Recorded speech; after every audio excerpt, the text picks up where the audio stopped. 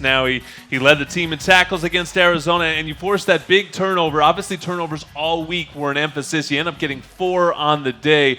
Take us through yours. That's a big quarterback that was running at you, and you put a hat on the football.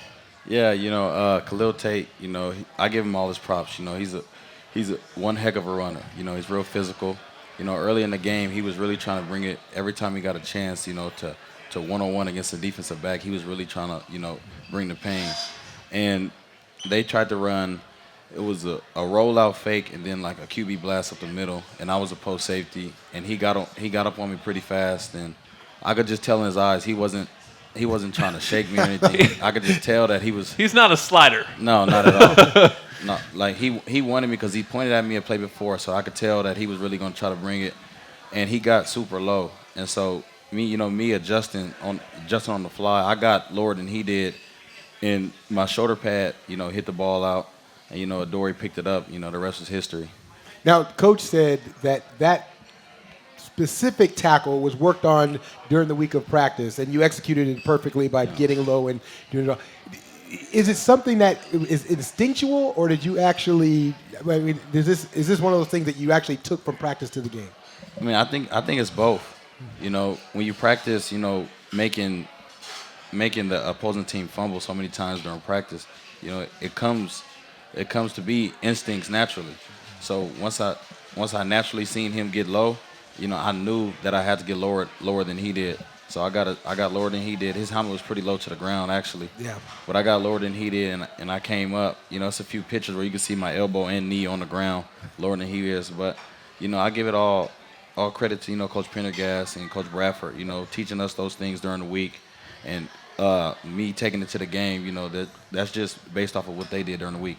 You're not the biggest safety USC has ever had, but I was remarking to somebody earlier this year that you're a much bigger hitter than I think most people expected. Is that a mentality you've had to take since you switched from corner to safety, knowing that that is a key part of the position? Yeah, that all started in Pop Warner. Playing, I was never the biggest dude.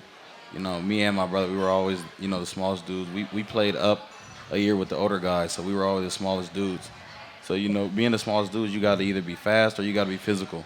And I'm not the fastest, everybody knows that. But, for me being, 5'11", 190, I bring everything I can to every single tackle that I make. So, that's something I take pride in, and that's something that the coaches see as well. All right, so you and your brother Armand plays for Idaho. Yeah. And, give me a little family history here. Yeah. If I put you and Armand on the same field, you guys have to play receiver and also have to play DB. Who wins if we're going best of 7? Me, I'm going to win all 7. He's not here to defend himself. No, I just want to make note of that. No, I'm going to win 7 out of 7. How hot was it, Tucson? Oh, it was pretty hot. We went on to the field to warm up, and they said it was 137 on the field. Can you wrap your head around what that even means? They said it was 137. It didn't feel like 137. No, that's ridiculous, right? I think it was just something they were saying. No, I've been in hotter games before, but it wasn't 130. But I mean, it was pretty hot. We sweat. I went out there for pregame warm up, and I sweated pretty heavily. So I didn't really have to get the full warm up because I was already warm.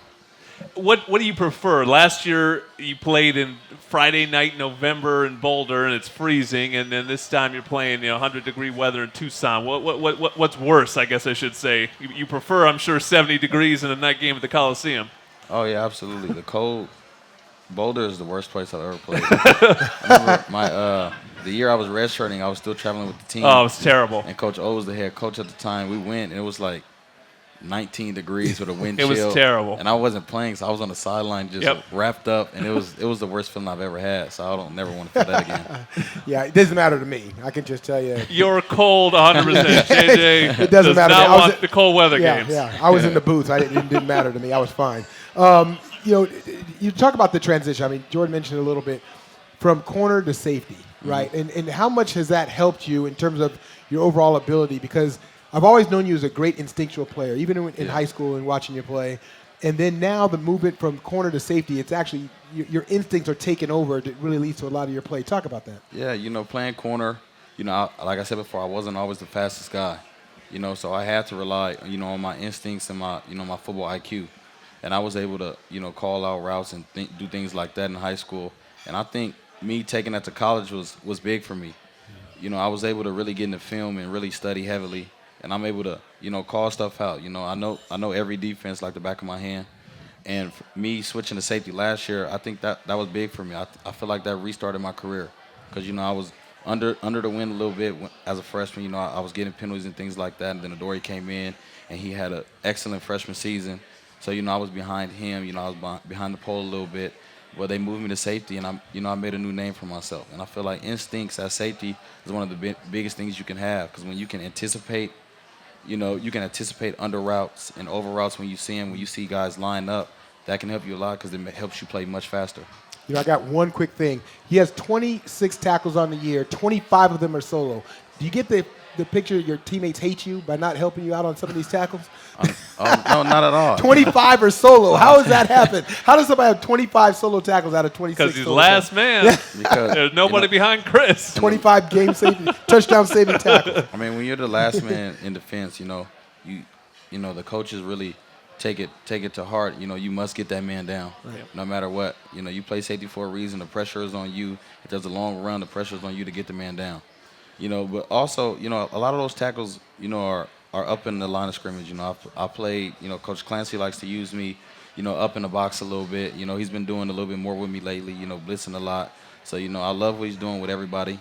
You know, I feel like we got a rotation going on right now, and it's working well for us. You're going to get a lot of work in the next game. You're going to bye week, so you better get rested up. Cal likes to chuck it around the field. That's a week from Thursday, October 27, 7:30 p.m. in the Coliseum. Game will be on ESPN. We'll call it on ESPN LA, but you got to get down here and watch the Trojans play. They are hot right now. Chris Hawkins doing the job. Forget 2 points for safety, try up to 20% with the Allstate Distinguished Driver Discount. Safe drivers can instantly save up to 20% on car insurance just for having a clean driving record. And that's on top of other discounts. Call 1-410 Los Angeles area Allstate agents today. All right, when we come back, a little quick break from football to talk about one of the great programs here at USC.